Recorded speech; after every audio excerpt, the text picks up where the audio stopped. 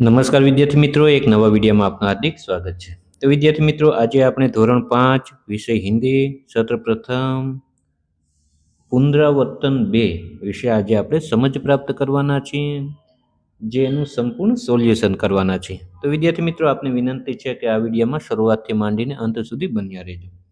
સૌપ્રથમ વિદ્યાર્થી મિત્રો, ધોરણ 5 સત્ર પ્રથમ એના પાના નંબર 53 પર પુનરાવર્તન 2 આપેલું છે। આપણે હિન્દીનું પાઠ્યપુસ્તક ખુલ્લું રાખવાનું છે બાળ દોસ્તો, ને એમાં આપણે જોઈ શકીએ કે એક સરસ મજાની એક ચિત્ર કહાની જે આપને વાર્તા દેખાય છે। ચિત્રો છે કુલ 6 છે। प्रश्न पहलो है कि चित्र के आधार पर कहानी बनाकर वर्ग में सुनाइए। तो विद्यार्थी मित्रों, आपणे सौप्रथम तो चित्र जोई लेवाना छे कि पहला चित्र में छे एक टोपी वाळो भाई छे, टोपी वेचवा माटे रंगबेरंगी जाय छे। तो एक गामडું છે એવું आपने चित्र में देखाय छे। बीजा चित्र में आपणे જોઈએ કે એક વૃક્ષ હોય, તે વ્યક્તિ થાકી ગયો હશે એટલે ત્યાં આરામ કરવા માટે જેની ટોકરી છે, જે ભરેલી હોય છે ટોપીઓની, ત્યાં ઉતારીને એ આરામ કરતો હોય છે। એવામાં જોઈએ કે એ ઝાડ ઉપર વાંદરાઓ રહેતા હોય છે, એટલે વાંદરાઓનું મસ્તી સૂજે છે, રંગબેરંગી ટોપીઓ લઈ લે છે અને એની ટોકરી હોય, જે બકડીઓ ભર્યું હોય, એ આખી ટોકરીમાંથી જે રંગબેરંગી જે ટોપીઓ છે એ લઈ લે છે। ચોથા ચિત્રમાં આપણે જોઈએ કે ઘણી બધી એ મહેનત કરે છે, બરાબર, એને મેળવવા માટે, પણ એને સફળતા નથી મળતી। ત્યારબાદ ચોથા ચિત્રમાં આપ જોઈ શકો કે એ જે ફેરીઓ હોય છે, ટોપી વેચવાવાળો વ્યક્તિ, એને ખુદ પોતાના જે માથા ઉપર રહેલી ટોપી ઉતારી દે છે। પાંચમા ચિત્રમાં આપણે જોઈએ કે એનું નકલ કરવા માટે બીજા વાનરો પણ પોતાની રંગબેરંગી ટોપીઓ છે એ ઘા કરી દે છે, ને આમ જે ટોપીવાળો જે ફેરીઓ છે એને ફરી પાછી એની ટોપીઓ છે મળી જાય છે। આ સુંદર મજાનું છે। તો વિદ્યાર્થી મિત્રો, શું કરવાનું છે कि चित्र के आधार पर कहानी बनाकर वर्ग में सुनाइए। तो विद्यार्थी मित्रों, आना आधारे आपने कहानी पण लखवानी होय तो मैं अहीं कहानी लखी छे, चित्रों के आधार पर कहानी बनाकर वर्ग में सुनाइए। तो हमें सुनानी है, या तो हम जो भी असाइनमेंट होती है, स्वाध्याय पोथी होती है, इसमें लिखने के लिए भी इनका उपयोग किया जाता है। तो देखिए, उत्तर करके लिखा मैंने। बहुत समय पहले की बात है, गांव में एक बहुत समय की बात है, गांव में एक टोपी बेचने वाला रहता था। एक दोपहर जब वह एक गांव से दूसरे गांव की तरफ जा रहा था, वह रास्ते में आराम करने के लिए एक छायादार आम के पेड़ के नीचे अपने सर पर टोपी लगाए हुए लेट गया। उसके बाद है, उसी आम के पेड़ पर बंदर भी रहते थे। बंदरों ने देखा टोपी वाला अपने सर पर टोपी रख के सो रहा है और उसके समीप में ही रंग बिरंगी टोपियां से भरी एक टोकरी रखी हुई है। ऐसा देखकर बंदरों को भी टोपी पहनने का मन हुआ और मौज मस्ती करते बंदरों ने देखते देखते टोपियों से भरी टोकरी खाली कर दी।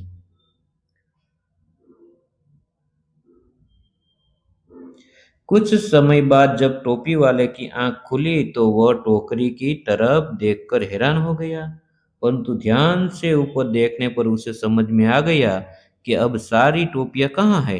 टोपी वालों ने अपनी टोपियां वापस लेने के लिए बहुत मेहनत की, किंतु बंदरों ने टोपी वापस न दी।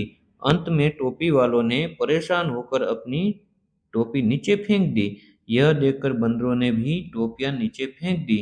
टोपी वाले ने सभी टोपियां इकट्ठी कर ली और बाजार की ओर चल दिया। तो बाल दोस्तों, આપણે આમાં શું કરવાનું છે કે આના આધારે જે ચિત્રમાં આપણે દેખાય છે, એક એક ચિત્ર વિશે આપણે એક એક બદલે વાક્ય લખશું, એટલે કુલ 6 ચિત્રો છે, તો 12-13 વાક્યો આરામથી બની જશે। ત્યારબાદ વિદ્યાર્થી મિત્રો, પાના નંબર 54, જે એમાં અંદરને અંદર આપણે પાઠ્યપુસ્તકમાં લખવાનું પણ છે, આપણે સમજી વિચારીને।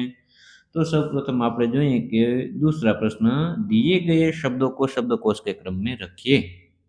तो सर्वप्रथम विद्यार्थी मित्रों, आपने शब्दकोशનો ક્રમ હોવો જોઈએ ખ્યાલ। હિન્દીમાં જે આપણા વર્ગ શિક્ષક જે હિન્દી ભણાવે છે, તમને સારી રીતે સમજાવી શકશે કે સૌપ્રથમ જે હિન્દીમાં 13 સ્વર હોય છે, ક્યાં અ આ ઈ ઉ ઉ એ ઐ ઓ ઔ અમ અહ, પેલા સ્વર લેવાનો હોય, ત્યારબાદ વ્યંજન લેવાનું હોય। વ્યંજનમાં પણ ક્રમ આ રીતના હોય છે, ક કમ ખ ખ ખમ, ગ ગમ એ રીતના, ક કમ, કા કામ, કી કિમ એ રીતના એનો ક્રમ હોય છે. તો આપણે એને શબ્દકોશના ક્રમમાં આપણે ફક્ત લગાવવાના છે. જો અહીં આપણે શબ્દ આપેલો છે સાંઈ, સાધુ, સાર, સંપત્તિ, સાહસ, સત્યવ્રત, સંજમ. તો આપણે જો સૌપ્રથમ કે સ ની લાઈન છે તો બધા સ થી ચાલુ થાય છે. તો સ માં જો અને સ યમણમથી કોઈ એક શબ્દ ચાલુ થાય છે, બરાબર છે. સમસ, બરાબર છે, એ રીતના એના ક્રમ છે. તો જો પેલા સમ મીંડાવાળા આગળ આવશે, પછી સ આવશે, બરાબર. તો સંજોગ, સંપત્તિ, પછી સત્યવત, સાંઈ, સાધુ, સાર, સાહસ. તો આ રીતના વિદ્યાર્થી મિત્રો આપણે એમાં લખી નાખવાના છે. ત્યારબાદ ત્રીજો પ્રશ્ન છે પઢીએ ઓર લીખીએ. આપણે વાંચવાનું છે અને સમજીને એની સામે જેવું તેવું જેમને જેવી રીતના છે એવી રીતના આપણે વિદ્યાર્થી મિત્રો લખવાનું છે. તો જોઈએ આપણે અહીંયા સિદ્ધાર્થ, તો સિદ્ધાર્થ, મક્ખન, મચ્છર, શુદ્ધ, દ્વાર, અચ્છા, ચિઠ્ઠી, મક્ખી, ચિહ્ન અને છેલ્લે છે ખ્યાતિ. તો વિદ્યાર્થી મિત્રો આપણે આ રીતના લખવાનું છે અને નીચે પણ બે શબ્દો આપણે રહી ગયા છે, ઉદ્દેશ્ય ને મિટ્ટી. આ રીતના વિદ્યાર્થી મિત્રો આપણે સરસ મજાના અક્ષરે, સુંદર મજાના અક્ષરે જેવું છે એવું જ આપણે અક્ષરોથી લખવાનું છે. ત્યારબાદ પાના નંબર 55 ઉપર એક સરસ મજાનું આપણે ચિત્ર આપેલા છે, 8 ચિત્રો. એમાં તમને કીધું સૌથી પહેલા કે સમજ કર લીખીએ લિંગ પહેચાન. એટલે લિંગ, જો લિંગ બે હોય છે, એક સ્ત્રીલિંગ ને પુરલિંગ. ઉદાહરણ તરીકે આ સૃષ્ટિ છે એમાં બંને જે સ્ત્રીલિંગ ને પુરલિંગ સિવાય આ સૃષ્ટિની કોઈ સંભાવના નથી, એની ઉત્પત્તિ ન થઈ શકે. ઉદાહરણ તરીકે કોઈ પણ જો સ્ત્રી તો કે પુરુષ, કૂતરો તો કે કૂતરી, બરાબર. આવું કોઈ પણ કબૂતર, કબૂતરી, બરાબર. તો આવું કોઈ પણ શેર તો કે શેરની, બાઘ તો કે બાઘીન. આ શું થયું વિદ્યાર્થી મિત્રો? લિંગ પરિવર્તન થયું. તો સ્ત્રી હોય તો પુરુષ બનાવી દેવાનું, ને પુરુષ હોય તો સ્ત્રી કરી નાખવાનું. તો અહીં તમને 8 ચિત્રો આપેલા છે સુંદર મજાનું. તો એમાં પહેલું જો કે સામે છે એમાં શેઠાની લખેલું છે, પણ આમાં જે ખાલી જગ્યા છે એમાં વિદ્યાર્થી મિત્રો આપણે શેઠ તો કે શેઠાની, શેઠ હોય ને શેઠની ઘરવાળી હોય તો એને શેઠાની કહેવાય. જેવી રીતના પુરુષ તો પુરુષનું તો નર છે એટલે પુરુષ, પણ પુરુષ તો કે સ્ત્રી, લડકી તો કે લડકા, ગ્વાલા તો કે ગ્વાલીન, ગ્વાલીન એટલે કે ગાયો ચડાવવા વાળો કોઈ પુરુષ હોય, કોઈ છોકરો હોય તો એને ગ્વાલા કહેવાય. તો કોઈ જો છોકરી ચરાવતી હોય, ગાય, ભેંસો, બકરી, ઘેટા, તો એને ગ્વાલીન કહેવાય. તો વિદ્યાર્થી મિત્રો આ વિડીયોને સ્ટોપ કરીને આપ લખી શકો છો આમાં. ત્યારબાદ પાના નંબર 56 ઉપર આપણું ધ્યાન હોવું જોઈએ. वचन परिवर्तन कीजिए और वाक्य में प्रयोग कीजिए. સૌથી પહેલા તો વચન પરિવર્તન કેને કહેવાય? તો કે એક વચન ને બહુવચન હોય. કોઈ પણ એક વ્યક્તિનો ઉલ્લેખ થતો હોય એને એક વચન કહેવામાં આવે છે, અને બે કે બે કરતાં વધારે કોઈ વ્યક્તિ વસ્તુનો ઉલ્લેખ થતો હોય તો એને બહુવચન કહેવાય. ઉદાહરણ તરીકે આપણે એક છોકરો મેદાનમાં રમતો હોય તો આપણે એમ કહીએ કે છોકરો રમી રહ્યો છે. એકલો છે એટલે છોકરો કીધો જો આપણે. પણ એક કરતાં બે કે બે કરતાં વધારે હોય તો શું કહેવાય? છોકરાઓ રમી રહ્યા છે. તો એક વસ્તુનો ઉલ્લેખ થાય ને એકથી એને એક વચન કહેવાય, અને બે કે બેથી વધારે ઉલ્લેખ થતો હોય તો એને બહુવચન કહેવાય. ઉદાહરણ તરીકે પત્તા, પત્તા એટલે પાંદડા, પત્તા, પત્તા એટલે એક પાંદડું, પણ એકથી વધારે હોય તો એને પત્તે કહેવાય. તો ઉદાહરણ તરીકે જો એક વચન જોઈએ, યહ પત્તા હે. યહ એટલે કે એક વચન છે, આ પાંદડું છે. તો કે યે પત્તે હે એટલે કે એક વચન નથી, બહુવચનનો યહનું શું થઈ જાય? યે થઈ જાય. યે પત્તાનું પત્તે, યે પત્તે હે, ને ડબલ માત્રા છેલ્લે હે છે ને એની ઉપર એક અનુસ્વાર બિંદી લાગેલી વિદ્યાર્થી મિત્રો આપને દેખાતી હશે. જો અહીં દેખાય? આ તમને છે એ બારીકાઈથી આપ જોવો તો ખ્યાલ પડે કે આમાં યહ પત્તા હે, કેમ કે એક વચનનું છે એટલે એમાં બિંદી ન લાગે. પણ જે આ છે એ બહુવચનનું છે એટલે એની ઉપર જે ટપકું, જે આપણે કહીએ ને ટપકું, આ બિંદી એ લાગેલી છે, એટલે આપણે એને બહુવચન કહીએ છીએ, બરાબર છે. તો જો કે યહ પત્તા હે, જો શું સુધારો છે? યહનું શું થઈ ગયું? યે થઈ ગયું, ને હે એ તો બરાબર પત્તાનું પત્તે થઈ ગયું, ને હે છે એમાં ખાલી ડબલ માત્રા જ છે, પણ ડબલ માત્રાને બાજુમાં એક અનુસ્વાર પણ છે. તો વિદ્યાર્થી મિત્રો આ રીતના હોય છે આ બધું. ગુબ્બારા એનું બહુવચન ગુબ્બારે થાય. યહ ગુબ્બારા હે, યે ગુબ્બારે હે, બહુવચન છે. ટોપી, યહ ટોપી હે, ટોપીનું બહુવચન એક કરતાં વધારે, ટોપિયા, યે ટોપિયા હે. ત્યારબાદ જો કેલા, કેલા એટલે કે ખાલી એક કેળું છે, યહ કેલા હે. પણ કેલે એટલે બે કે બે કરતાં વધારે, ડઝન, બે ડઝન, एक रिक्शा केड़ा, तो के ये केले है। ત્યારબાદ વિદ્યાર્થી મિત્રો અધૂરી વાક્ય પૂર્ણ કીજીએ। અધૂરા જે વાક્ય છે એ આપણે પૂર્ણ કરવાનું તમને કીધું છે। એટલે કે જો તમે એમાં કે બચ્ચે ખેલ ખાલી જગ્યા તો રહા હે નહીં આવે, શું કામ આવે? તો કે બચ્ચે, જો બચ્ચા હોત અહીં બચ્ચા લખેલું હોત બચ્ચા, તો એમાં શું થાત? એમાં રહા હે આવે। પણ અહીંયા શું છે? બચ્ચાનું બચ્ચે થઈ ગયું, એટલે કે બચ્ચા એટલે એક બાળક નથી પણ એક કરતાં વધારે બાળક છે અહીં। તો વિદ્યાર્થી મિત્રો એનું શું આવશે? બચ્ચે, કેમ કે બહુવચન છે ને બહુવચનનું વાક્ય હોય તો ડબલ માત્રાની ઉપર એક બિંદી લાગે છે।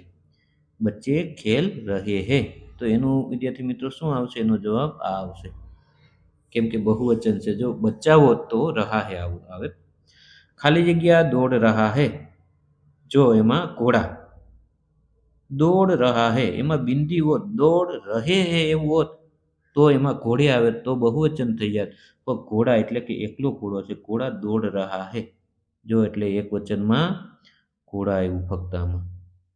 ये खाली जग्या है, यह નથી, यह राजा है હોત, यह હોત તો પેલું આવે, પણ અહીં શું છે? યહનું ये થઈ ગયું એટલે કે બહુવચન છે। ये राजा है, તો કે હે હોય ડબલ માત્રા અને બિંદી, તો કે બહુવચનનું વાક્ય હોય એમાં ડબલ માત્રાની ઉપર બિંદી લાગે, વ્યાકરણનો નિયમ છે આ।